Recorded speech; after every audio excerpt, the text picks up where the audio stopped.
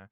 Este mes de junio, el 1 de junio más específicamente, Nayib Bukele hace su anuncio, o sea, hace su balance de los primeros 4 años de su mandato, un mandato cargado con muchísimas controversias, con un espíritu casi que refundacional en su forma de gobernar y sobre todo ese mismo día fue una sesión larga en lo que llaman el Salón Azul, que es como le llaman a la Asamblea Legislativa en El Salvador. Y claro, una Asamblea Legislativa que además de su mayoría notoria y ruidosa, ciertamente ha sido escenario pues de muchísimos elementos que hablan de un estilo de gobierno bastante particular y bastante autocrático.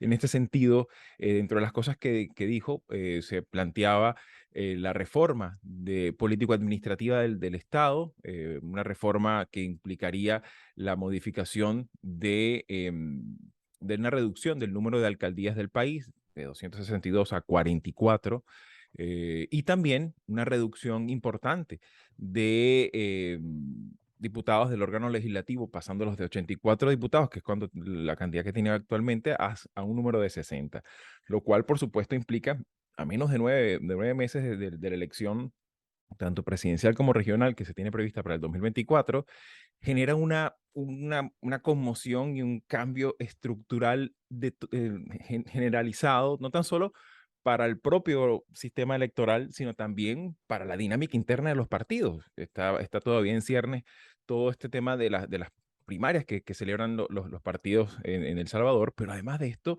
por supuesto, esto redibuja todo el tema presupuestario, todo el tema fiscal, todo el tema también de organización territorial y de, por supuesto, lo que muchos sospechan con cierta razón, ese control casi que hegemónico del partido de Bukele de Nuevas Ideas. En este sentido, Manolo, me gustaría un poco tu apreciación.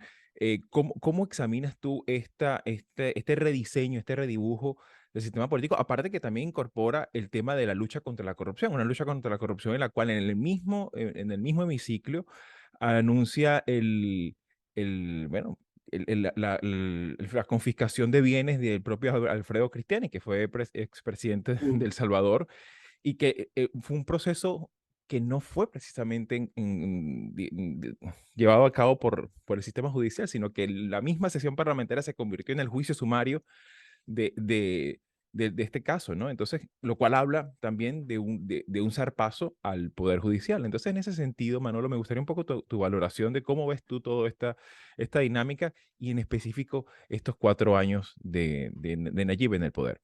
Bueno, mira, no hemos hablado casi nada de Nayib Bukele en nuestros programas. Es un escenario siniestro y digo la palabra sin dudar. Y perdonadme que hable de un asunto, diríamos, personal, académico. En la Universidad de Salamanca tenemos desde hace más de 25 años un proyecto de investigación que se basa sobre una idea muy simple y es entrevistar en entrevistas personales y, por supuesto, garantizando el anonimato, entrevistar a muestras representativas de diputados de todos los congresos de América Latina. Bueno, esto lo hemos venido haciendo ininterrumpidamente, repito, exactamente desde 1994. En El Salvador, como su asamblea es cada 3 años, hemos podido entrevistar desde 1994 hasta la actualidad a todas las asambleas, excepto la actual, donde el equipo de investigadores de la Universidad de Salamanca no se le permitió llevar a cabo las entrevistas.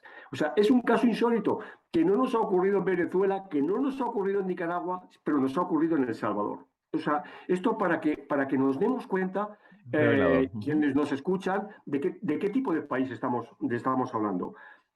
Bukele, antes de ser presidente, fue alcalde de Nuevo Cuscatlán, fue alcalde de San Salvador. En ese momento pidió incrementar el FODES, que es un fondo que tenían los municipios del 8 al 10% en términos presupuestales, y cuando llegó a la presidencia esto lo eliminó. Y ahora dice, los alcaldes, dice textualmente, no hacen nada y roban dinero. Es decir, claro, es una idea que en cierto sentido es Vox Populi y que puede tener un fundamento, pero la utiliza demagógicamente para disminuir, como bien has dicho, de 262 a 44 municipios y también el número de diputados, ¿no? Esto que pretende, evidentemente, en el ámbito del Congreso, muy claro, mantener un Congreso donde quepan dos fuerzas políticas, una la suya absolutamente mayoritaria y una simbólica oposición, y en el ámbito de los municipios, pues un mayor control. Que se pueda disminuir el número de municipios en un país, bueno, puede ser, pero para eso tenemos que tener un estudio, para eso tenemos que tener un análisis suficientemente claro, y yo no he visto ninguno, salvo la palabra del todopoderoso y siniestro Bukele.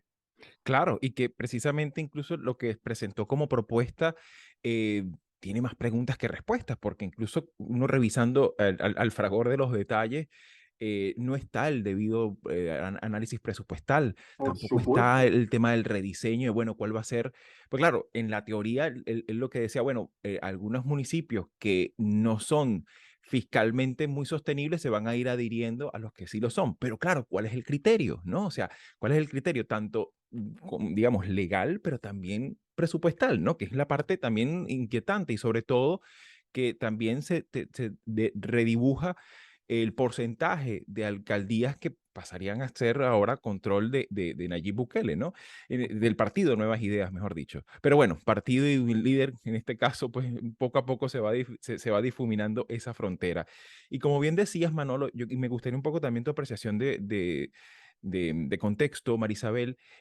Ciertamente el rediseño del Estado siempre es un tema que es importante tenerlo en cuenta, es importante para la ciencia política también, porque de alguna manera, por supuesto que las sociedades cambian, las poblaciones se incrementan, la misma migración interna va redibujando la demografía de los países, eso es normal y hasta cierto punto es razonable que se evalúe la cantidad de diputados, la cantidad digamos, del sector público, siempre es importante revisar cuando ese tema de la funcionalidad, pero vemos aquí que además de esto hay un elemento adicional que es esa animosidad con la corrupción en el término de decir que es que yo soy el que dice quién es corrupto y quién no, ¿no? Entonces, claro, ese elemento de abrogarse prácticamente la representatividad del sistema judicial y de todo lo que implica, pues, la presunción de inocencia, la carga probatoria, todos estos elementos tan importantes del derecho, pues, directamente pasan a su criterio. En ese sentido, Marisabel, ¿cómo ves tú este balance y estos anuncios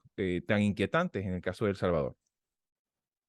Eh, Bukele lo que demuestra es, por una parte, una vocación autoritaria indiscutible, pero lamentablemente en un país como El Salvador, con profundas diferencias, digamos, diferencias no, inequidades, profundas inequidades, con deficiencias desde el punto de vista de la gobernabilidad realmente. Un país que lo que quiere es quizás orden, seguridad, ciertas garantías. Pareciera que por el apoyo que tiene, están dispuestos a sacrificar una forma, digamos, inconclusa de democracia para ganar cierta protección. Sin embargo, como siempre, eso tiene un riesgo enorme y un costo elevadísimo, no solamente desde el punto de vista de las instituciones democráticas, porque aquí de lo que estamos hablando es del uso del argumento de simplificar el tamaño desde el punto de vista del Estado, ¿verdad? Sacrificando la representación, que a mí me parece que a lo que tú apuntas, Xavi, es correcto. Se van a transferir estos distritos a otros municipios, ¿verdad? Porque estos son fiscalmente más débiles.